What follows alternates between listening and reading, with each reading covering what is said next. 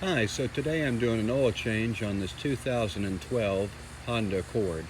The information in this video should apply to all Honda Accords from 2008 up until 2012. This particular Honda Accord is equipped with a 4-cylinder engine. This is your dipstick location and then your oil fill cap.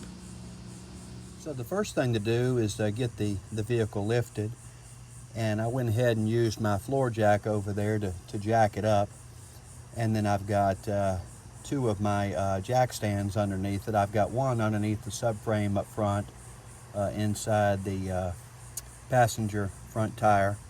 Got three 2x6s under the tire too, just for as an added safety precaution. And then I've got another jack stand behind the tire there that's underneath the weld there, that's designed to raise and support the vehicle with jack stands if you've got to change your tires. So I've got another one there, so feel pretty comfortable getting under it. There's not a lot of clearance under the vehicle. It's got a pretty beefy plastic shroud that covers the bottom of the engine, so you're really going to have to elevate it in order to be able to get under it and service it for the oil change or anything else you're trying to do. So this is the configuration that I came up with. Obviously, if you've got some ramps you can drive it up on, that may be the best choice. And I do have the emergency brake set inside the vehicle so it doesn't roll. I'll probably also put some blocks behind the back wheels to make sure that I don't have to worry about it. All right, so we're at the oil filter underneath the vehicle.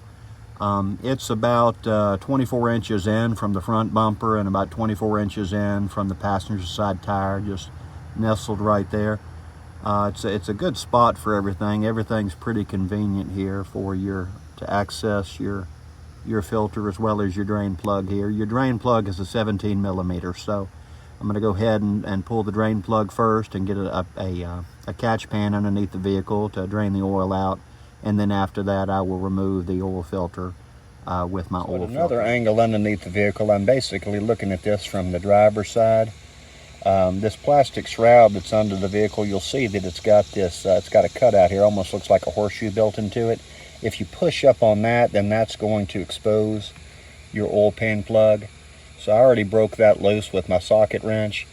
So now I'm going to pull the oil pan plug and then drain the oil into the catch pan that I have underneath the vehicle. All right, so here's a shot of the vehicle draining into my oil catch pan there. It's the majority's already drained out, but you can see where it's draining from there. I'm going to go ahead and take the filter off. So there are a variety of different oil filter wrenches that you can use to remove these, but I'm just going to use one of these with the jaws on it. So you just want to grab hold to it and then go counterclockwise with it to remove it. A little hard to do with one hand here.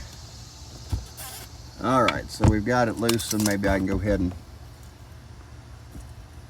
pull it. Yeah, at this point. All right, so we'll go ahead. There's probably gonna be quite a bit come out here, so I'm gonna cut my camera off, but that's how you break that loose, get you an oil filter. I've got the oil filter off. I just cleaned the mating surface here for installation of the new filter. You just want to make sure that all your threads, it's got a pretty good set of threads there underneath the motor there to hold that filter on. Just make sure your threads all look good. You can see also, I'm taking a look here at the threads on the oil pan bolt, and the threads look really good in there. You don't want to be cross-threaded. You don't want to have damaged threads. One time I had a vehicle that had damaged threads and had quite a leak there.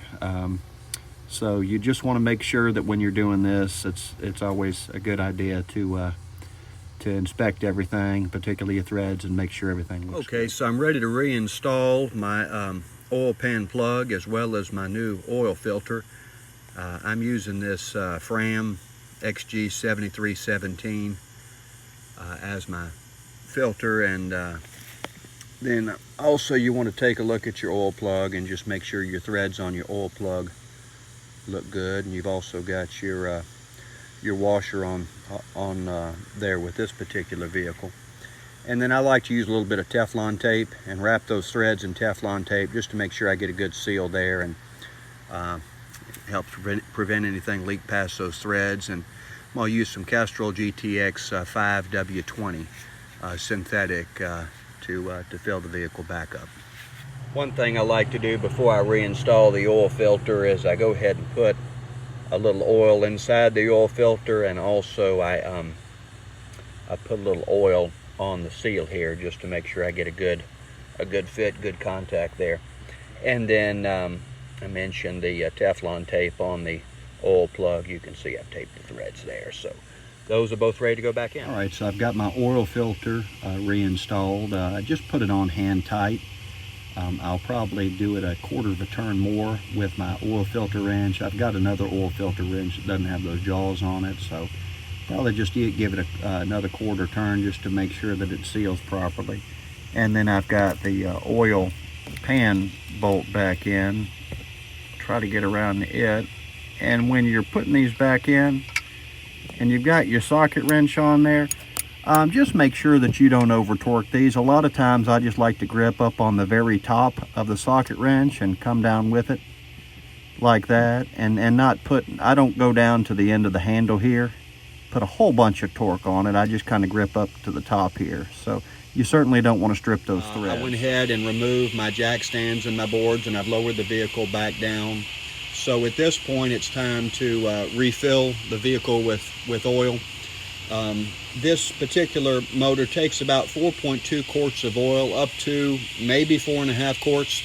I'm going to go ahead and just do the 4.2 quarts, and then I'm going to run the vehicle for a little bit, throw some cardboard underneath it, check for leaks, and I'll shut it off, and then I'm going to give it a couple minutes and then pull my dipstick and make sure that I'm within range, and top it off if I need. So I've got my funnel in place to go ahead and put the oil in the vehicle.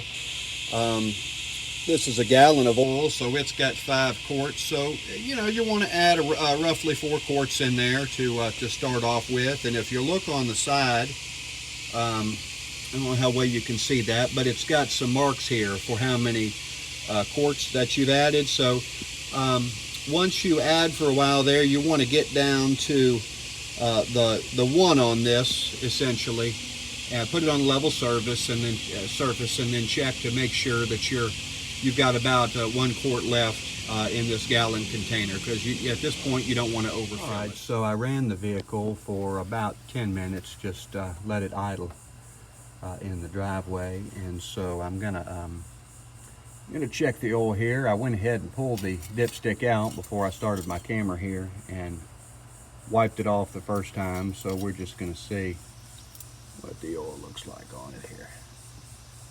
All right, and it looks like we're in between the 2 circles. The circle to the left would mean it was too low, and then anything above the top one would be too high. So I'm probably going to put in about a little bit under ½ a quart to go ahead and get that up to my 2nd circle. And then I'll show y'all how to reset the oil life illuminator there in the cab, where it shows you how much oil life you have left. We'll do that. All right, so we're in the cab of the car now. There's the oil life light on, and what you do to get that to reset is hold in your trip button here. Once you get on that, and you hold it for about 10 seconds, and it should begin flashing. Let go of it, and then press it again, and hold it. And it should reset. All right, so there you go. So successful oil change on this 2012 Honda Accord, 4-cylinder engine. Appreciate y'all watching. Hope something here was helpful. Have a good day.